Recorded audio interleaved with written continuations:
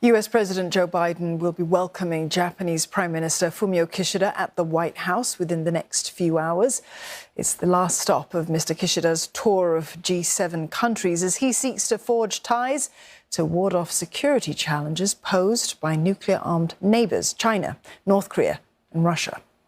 American and Japanese defense ministers have met at the Pentagon.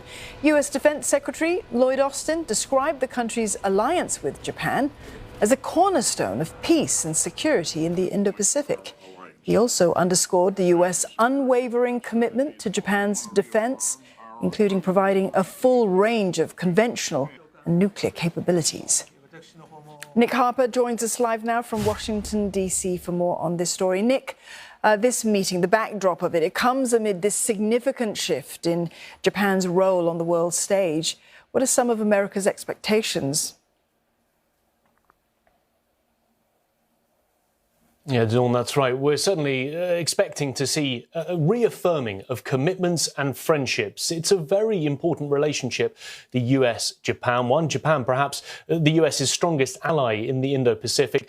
And certainly it will want to see those type of commitments reaffirmed during the course of this White House visit in just a few hours' time. In the lead up to this, we've seen plenty of discussions, plenty of initiatives put in place, including in the defence sphere. There's even been new areas of cooperation that has been explored between the two countries, for example, in the realms of space and cyberspace. But really, it's all about defence. And therefore, this is shoring up the US-Japan alliance in the Indo-Pacific.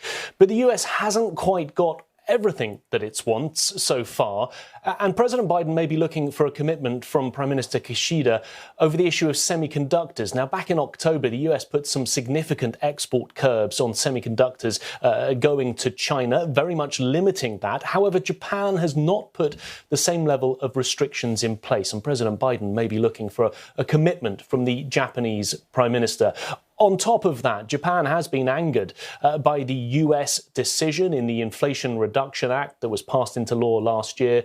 Within that, we saw incentives to American car buyers to buy American electric vehicles, getting money off those vehicles. That angered Japan because obviously it was hoping to get a significant market share here in the United States of its own electric vehicles that it was trying to sell and the components that were being sent here. There could be a desire for President Biden to see less annoyance from the Japanese Prime Minister over that issue. But also it's a welcome distraction for President Biden coming at a time when he's facing domestic problems here over classified documents that have been found at two separate locations. All of that very much creating a whirlwind for the president here in Washington over the last few days. This visit by the Japanese leader could be a distraction, at least for US media here, over the next few hours. Well, there'll be plenty of attention on just why Fumio Kishida is in Washington. Nick, let's talk about potential consequences because military tensions are continuing to ratchet up in the Indo-Pacific. Is this meeting going to be seen as an escalation of that? Well, it could be, and potentially by three countries, not just the most obvious one of China and North Korea, but potentially also by Russia. Japan has been very vocal about its support of Ukraine since the start of the conflict back in February.